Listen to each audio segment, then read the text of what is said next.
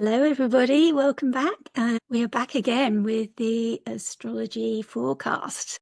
A new name, a new style, and we are looking at August. Can't believe we're already in August. No, it goes so quick. So this week, and we were just discussing before I started the recording, that we work on Wednesday to Wednesday for you because we want to bring you something different to the standard forecasts that usually cover weekend to weekend, Monday to Monday or whatever. This is because Hermes, Mercury, is the god of astrology. He rules astrology and he is also the lord of Wednesdays. So we figured in his honor and also just to honor the process of astrology, to get the flow of astrology, we would work from Wednesdays to Wednesdays. And we hope as well that we sometimes catch some days for you that maybe other forecasts aren't catching. So Sonia and I we're both just like Hermes daughters. So it makes sense to us, but we're like, maybe we should explain that to people that this is a Hermetic art. And so we started on a Hermetic day of Wednesday. Yeah. And just always honoring Hermes in so many things that we do. And so that he knows that we're in that flow with him. So this week we're looking from the 30th of July to the 6th of August. So when we say week, we're talking about a Hermetic week. And I'm Sonia from Celestia Astrology, and with me co-hosting is Christa from Practical Astro. So thank you, Christa, for joining me. Of course. Thanks for hosting. We missed you. Thank you. I hope that you had a nice long sabbatical, and now it's your birthday month. So yeah, I got my exams done, hopefully. Still waiting for the results of one, past one, waiting for the results of the other. Got some projects started, did some writing that I've been hoping and planning to do. So it was nice just to have that time to sort of let my brain slow down and ease into a different speed of working, I think. Yeah. Really helpful. So I appreciate you holding that space for me. So here's our month. We've got these beautiful slides that Christa and Shauna, I think, have designed between them. Slightly different look to the weeks. So we've got week 1 here, week 2, 3, 4, and 5 weeks in August coming up. So what's your overall feel for August, Christa? It's mixed bag, and I know a lot of people are saying that, but we have some like really, really lovely things, and we have some really difficult things. Venus opposite Pluto at the end of the month. We start this week and kind of the end of July, beginning of August with a Cazimi and Venus going into Cancer, but then the Malefics are going to oppose each other. But because all of the outer planets now, Pluto, Neptune, Uranus, are in either an air or a fire sign, they change the aspects that they would typically make, because we came out of the outers being in a earth or water, so they would either trine or sextile the other earth or waters. Now with it being fire air, it's a different temperament. It really does change the vibe of the month. So one of these, we're the Virgo sun squaring a Gemini Uranus. We haven't had that square in the mutable angle of Virgo Gemini, both ruled by Mercury. In the past, we've had it in Leo Taurus or Aquarius Taurus. So it's a different story when Uranus has moved out of an earth into an air. It changes that, even though we have that aspect. We have sun square Uranus a couple times a year. So I'm looking forward to some really good days, and I'm being very cautious of other days. So I'm kind of just, as we go heading into the Virgo season, we're not going to be into Virgo season until the end of the month, but it feels like that mutable shift. But we are fully in Leo, and Leo's job is to sustain the light. It's like those big logs in a bonfire that have to survive the whole night. And so there's a desire to want to keep the light, but I really am already feeling that mutable hint. Just even around me where I live, the leaves are really starting to fall a little bit more. And so it just gets it's like that precursor to actual autumn. It's at the end of summer, even though it's very hot, very still, you kind of feel like it's starting to change a little bit. Yeah, it's funny how that works. And I was just reminded, like looking right at the end of the month, Saturn departs back into Aries. Mm-hmm. We had this introduction to what's going to be the astrology from 2026 onwards. And it's Saturn going back into Pisces is going to be that return of the pre-2026 astrology. Yeah. It's the first planet that's going to start returning. And then in September, October, November, they're all going to gradually return to where they were at the beginning of the year. Mm-hmm. So we've got that returning. And then in 2026, they're all going to move permanently forward. So that begins as well. Like you said, Yeah. just that start of that mutability in the start of autumn, it's like Saturn departing Aries. And when I wrote that in, I was like, here we go. It's like, this is that pilot episode is coming to a close. So Yeah. we can look back and reflect on what we've learned from this preview, but that's coming to a close now. So it's like, okay, it's kind of like, that's all, folks. That's all you're going to get until next year. And currently, we're recording this on July 28th. And, we're in Mercury retrograde. Mercury will Cazimi the sun as it's retrograding on the 31st, which is the first aspect, or the first one that we'll talk about. I think you even have the chart for it. Yeah. But if you think about, Mercury goes retrograde 3 times a year. And the benefit of a retrograde Mercury is that reflection. It's basically what, you did in the last month of like taking time off to reflect and reassess and let go of things that really need to be let go of or set aside or just put on the shelf for later. But looking back on what has worked, what hasn't worked. And I'm looking forward to Saturn leaving Aries, going back into Pisces as also symbolic of that reflection, and a retrograde planet helps remind us to reflect ourselves. And just thinking like Mercury right now is in Leo, and if Leo is the temple that hosts the sun is at home there.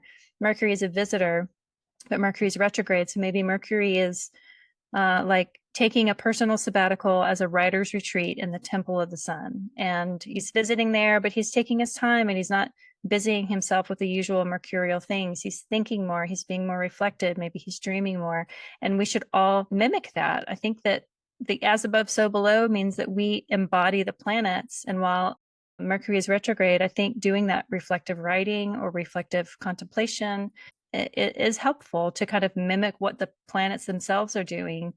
I feel like you can it's almost like turning into the curve, when you're driving a car. It's like sometimes, even though it's frightening, if you just lean into it, you can really kind of ride the momentum with a lot more grace when you mimic what the planets are also doing. So, yeah. Yeah, I don't think we were ever meant to be this 24/7 capitalist, constantly pushing for growth kind of society.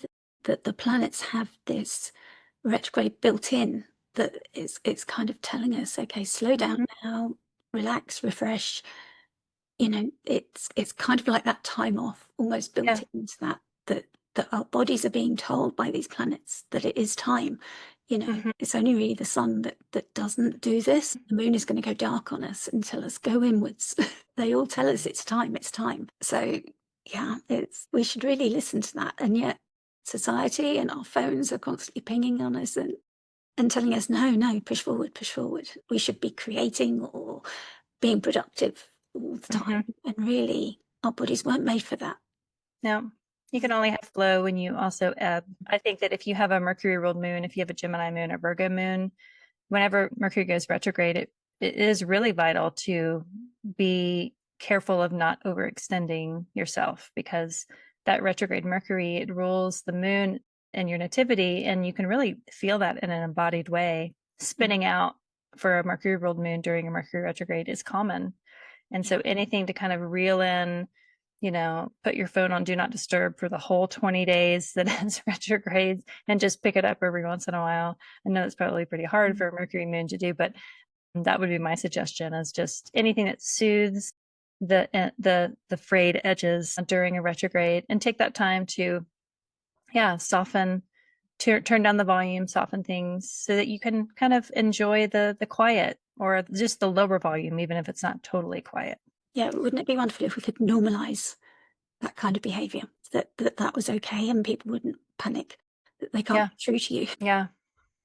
Just does anybody take full vacations where they don't answer their email for like a full 10 days? I don't know, because then I know for myself the pressure would start building, because I wouldn't know what was there, and you'd start worrying about what you're coming back to, because even my time off wasn't I was still working. I was just working on other stuff. Yeah. And I just found more ideas could flow because I wasn't, in that same routine. I was in a different, so Yeah. I'm still doing the thing. Well, if So anybody can tell us to like soften into the flow, it's Venus in Cancer. it really feels lovely. And yeah, we were talking before we started about these pictures. So this week, that's what we're looking at: Venus into Cancer, Mercury Cazimi right at the end of July, and then we've got Venus squaring Saturn. So she goes into this soft place, soft Venus into this soft place. We have this Mercury Cazimi moment of discovery, I suppose, in Leo, the clarity that comes. And then she squares Saturn straight away at 1 degree, this retrograde fallen Saturn. And it's kind of like a wake-up call. And then Mars goes into her sign in Libra. And when I was searching for Mars images, this came up. It looks to me like the Argentine tango came up, and I really went back to it. At first I skimmed over it because I was looking for Mars, and then I was like, no, I love it. And it just reminded me that that's one of the most advanced dances. I know we have the shows like Strictly, that's like you're Dancing with the Stars, and that's it's not one of the dances they learn in the early weeks. That's going to be just for the really advanced dancers. Might do it at the end and they'll get a special choreographer to come in, and if it's done well, it's absolutely fantastic. But if they're not up to it, it doesn't work, because you need those really hard edges. It's not that softness of the beauty of a dancer, usually with soft arms and soft hands, and everything's hard. And you can see like her toes are just pointed at this most unrealistic angle that looks so uncomfortable. But then we were just laughing now, I'm saying, and then her knees brought her right up into what looks like a very painful position for him. But it's this push-pull, and you can feel that as Venus squares Saturn as well, like that hardness of this dance. And yet it's so beautiful. It's this push-pull between the partners, and he's in control, but she is pushing back. And without the resistance from her, it doesn't work. If she went soft in his arms, it doesn't work. Yeah. It needs her to fully resist against everything. And he's trying to lead, but she's not following that lead always, or she's making something else out of it. And it's really beautiful the way that the dance forms when it's done well, and the way that they just miss injuring each other, just those hard angles as well with Saturn and Mars. You're reminded that this is hard angles, but it's also something very beautiful. Yeah. That's what happens when the dance really works and times so beautifully with the music. And that masculine quality of him, he does dominate, but she's his equal. And I think we see that sometimes when Venus is like squaring up to Saturn. From that position, you've got both benefics together, and they're both gazing back at Saturn, the fallen Saturn in Aries, ruled by Mars, who's about to go into. It just feels like this whole story together as Mars is about to go into her temple, where he has to answer to her rules. And it's like, okay, she's got something she wants to say here, something that she is pushing back against. So I really just like that image, and this idea of, and if you don't know what an Argentine tango is, I do strongly suggest like Googling it and watching some of the experts dance one, because it's fascinating. Yeah, I mean, there's story there with Venus and Saturn, because Saturn exalts in her temple of Libra, and Mars is going into Libra a few days later, where it will oppose Saturn. And so, the story that's kind of coming in is Venus in Cancer. Venus is a benefic, and she's in the moon's temple, and Jupiter is exalted there also in that temple currently. And then as soon as she enters into Cancer, she kind of trips over the threshold from that square from Saturn. But Saturn is not well placed. Saturn has fallen there. Saturn is in Mars's temple. A few days later, Mars, the ruler of that, is also going to go into exile in Libra. So it's like Saturn might have the upper hand as far as the aspect goes, in the superior position of that square.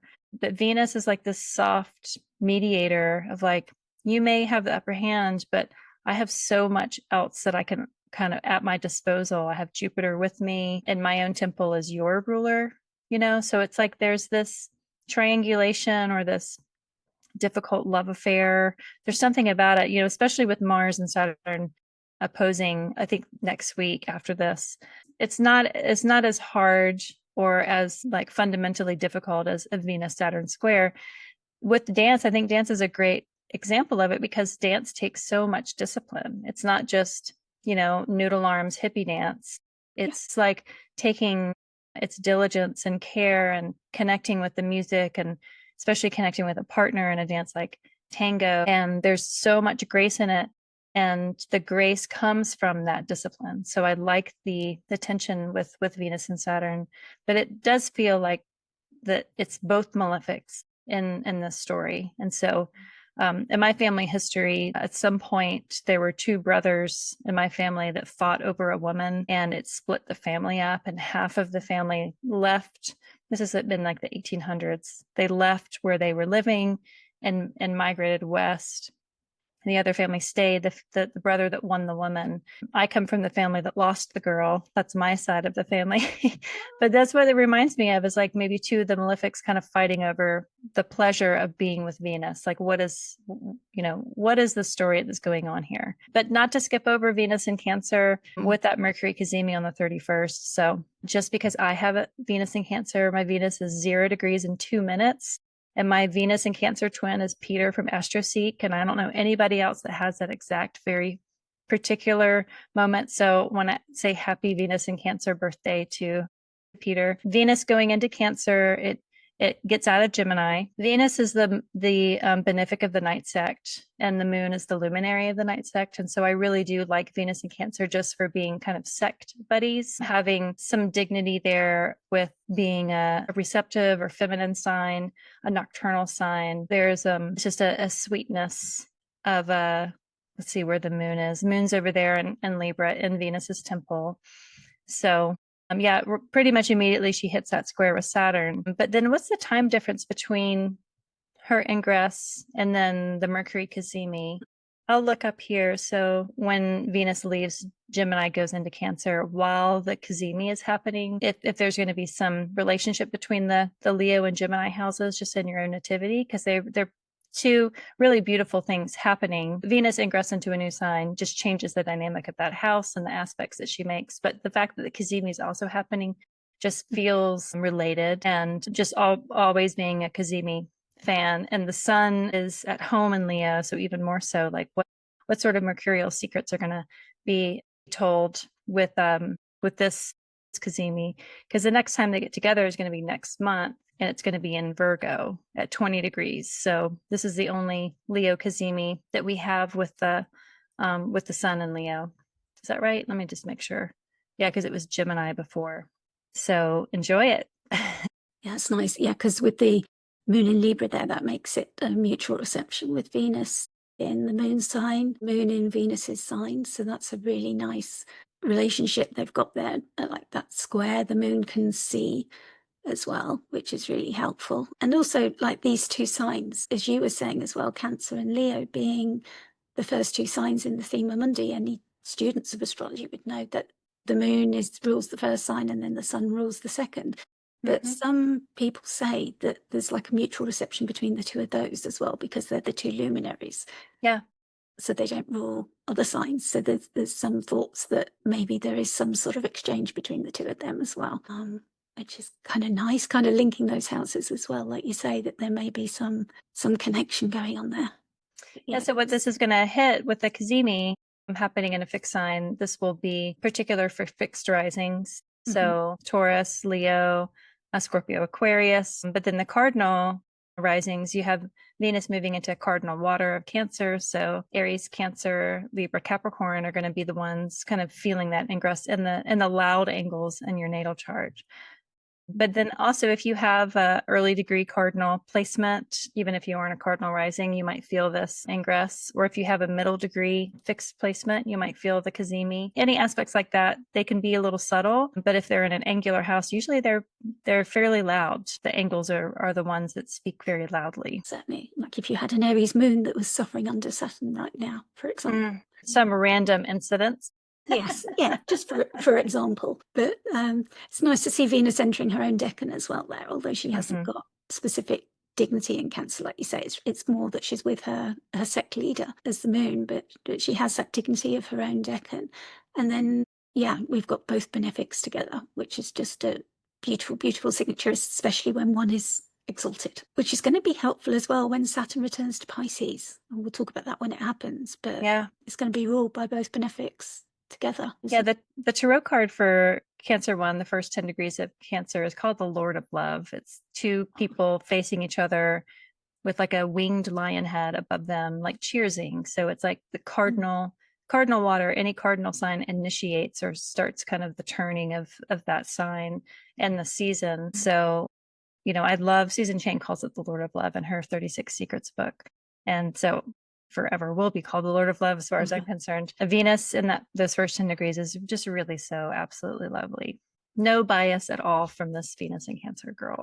No, you hold on to that. You spread love and joy wherever you go and attest to that. Do we have a chart for Mars and Libra? Is that the next one? Yeah, I just wanted to add with Mercury, that Cazimi, that this is an inferior conjunction, and Mercury will become a morning star. And Gary Caton, who is the sky astrologer, and he has just started a wonderful Substack, and he talks more detail about this. But this takes Mercury into the philosopher phase, which is really great when you follow the phases that Mercury goes into and out of as it travels, and he's observed all of these phases, and he sometimes posts some wonderful photographs. And as a morning star, that means that you can see Mercury in the morning, believe it or not. And Mercury will be visible from the 8th of August, so it won't be visible straight away. But if you start looking out, if you're up early enough, you might be able to see more Mercury in the mornings. And it will be in that shadow. Well, we'll talk more when it goes direct, because the retrograde will end on the 11th of August. It stays in shadow until the 25th, when it gets back to 15 degrees. So we've got a way to go yet. Gary's book on Mercury is excellent. It's worth to have as reference on your bookshelf. Yeah, because it really is fascinating when you know that, and then you start seeing how he's showing up. So there's only one phase where Mercury is the trickster, but when Mercury is the trickster, you really do notice the way that it's communicating and the trickster things happening. Yeah. And of course, we've got another fire retrograde still in November, but then next year the retrograde is going to be in Pisces first, and they're all going to be in water. So that's going to be a very different experience to this year. Yeah. And I've got a Mercury retrograde slide. I forgot about that. Oh yeah, from Honeycomb. I love their graphics. Yeah, these are really good. I mean, the Astrology podcast and Honeycomb have done this collaboration, and just, yeah, so good. So I should have switched this. So we are chugging along nicely along here. The Cazimi's right in the middle. Yeah, it hasn't marked the Cazimi. So we're somewhere nicely in the middle there along this plateau phase. And then when it turns direct, we'll look at it again at 4 degrees, and then it's got to get back to 15 where it first went retrograde. So it gets out of its shadow on August 15th when it's at 15 Leo. Yeah. Because that's where it's stationed retrograde. And then on September 2nd, it goes into Virgo, which is a sign of exaltation and domicile, the only planet that gets both. Only planet does. Yeah. And that's the reason why the retrograde in Pisces is significant, because that's opposite. And then it's the only planet that's in its fall and detriment at the same time. So Mercury struggles that much more in Pisces. So yeah, we've kind of got to make the most of these fire retrogrades, really, because the Pisces retrograde we might really notice, especially the water people. And then we've got Mars going into Libra on the 6th of August. So here is Mars. And again, we're looking at the cardinal risings, Cancer, Libra, Capricorn, and Aries. We'll get this burst of energy as Mars tears in. He's exiled because he's at home in Aries, so he's far away from home in Libra. But I find Libra Mars can be passive aggressive, but it can also be very diplomatic and considering the other before kind of popping off. So Mars in Aries pops off, Mars in Libra really tries not to. And as long as you give Mars something to do and channel and not turn within and be self-deprecating too much, I think you can ride Mars and Libra. Mars and Libra is a little easier, I think, than Mars and Cancer. We all experience the Mars and Cancer retrograde. So Mars and Libra is, it is not at home. So it becomes, a planet that's not at home has to be inventive. It doesn't have its tools at the ready. So, and I think that the square to Venus also will be in play, that cardinal. And at this point, the moon's in Capricorn, so all the cardinal signs are kind of getting something. Mars goes through Libra fairly quickly, though. So, and this happens, it's a common thing. It's not going retrograde there. So I'm not too concerned about it, except for when they that Malefics oppose next week. I think that's going to be the middle week of August just has a lot of tension and release. And the Malefics are definitely a part of it. But I think the ingress chart itself just really highlights the cardinal axis. Yeah, it really does, because they call it a grand cross, don't they, when you've got that 4 planets in play, because we've got the moon is applying to Jupiter there. So really everything's engaged. Mars is applying to Saturn. So even though they're not exact, quite often that tension is building as that application is happening. But you also have Mars in a trine to Pluto and Uranus. So Yeah. the air signs have like this, they have that new Uranus in Gemini, they have that retrograde Pluto in Aquarius, and Mars comes in and just really puts that key and turns on the wind machine of all the air signs. I think that it'll be activating for the air triad, and maybe a difficult thing for the cardinal angles, but difficult with the motivation to be diplomatic and fair. And there's a good sense of justice with Mars and Libra, wanting to make sure that everybody, including yourself, is taken care of. Yeah, because Mars can be like the warrior planet, but it's also the planet of action. So it can mean taking action. And how does it take action? It takes action in a Venusian way. Yeah. And Venus here is seeking that peace and justice. So, whether that's done through attack or diplomacy, it's more likely to be diplomacy.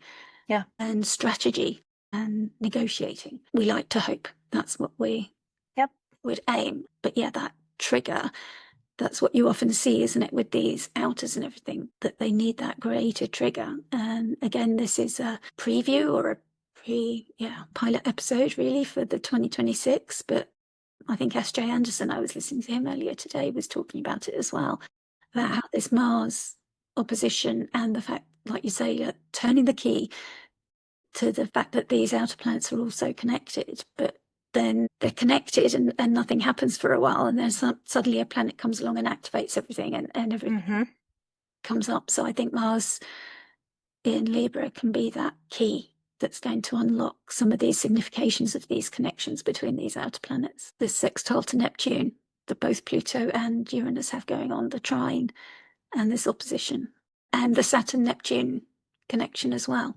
Yeah. Yeah, we haven't talked about Neptune the whole time, but Neptune is right there with Saturn, like half a degree away. Yeah. And there's something about, Mars rules Aries. Mars is far away from Aries. It's opposite Aries. And then Saturn exalts in Libra, and Saturn is opposite Libra. So there is that, this is like a mutually assured destruction. Like they're malefics, but they have consideration for the opposing sign because of either exaltation or domicile. And so is this malefics that are working like two enemies working together against everybody else? I mean, like malefic opposition isn't easy, but because they're each not well placed, maybe that'll kind of be in our favor, because you don't necessarily want a malefic that is well equipped to do malefic things. No. And sometimes when they've got to work in a different way, where Mars has to be diplomatic, that's helpful if that's the kind of action that it's taking. And they're being squared by the benefics too. It's like the benefics are definitely in the conversation, and the moon. Yeah, that Capricorn moon as well wants to build. So mixed bag. Certainly is. Yeah. I think that's it for the week. Yeah. So we will be back next week, and I think Mandy Ray is going to be joining us. Yeah. There might be 3 of us. If you've enjoyed this, please remember to like, subscribe, do comment, and we'll see you next week. Thanks, Christa. Thanks, Sonia. Bye. Bye.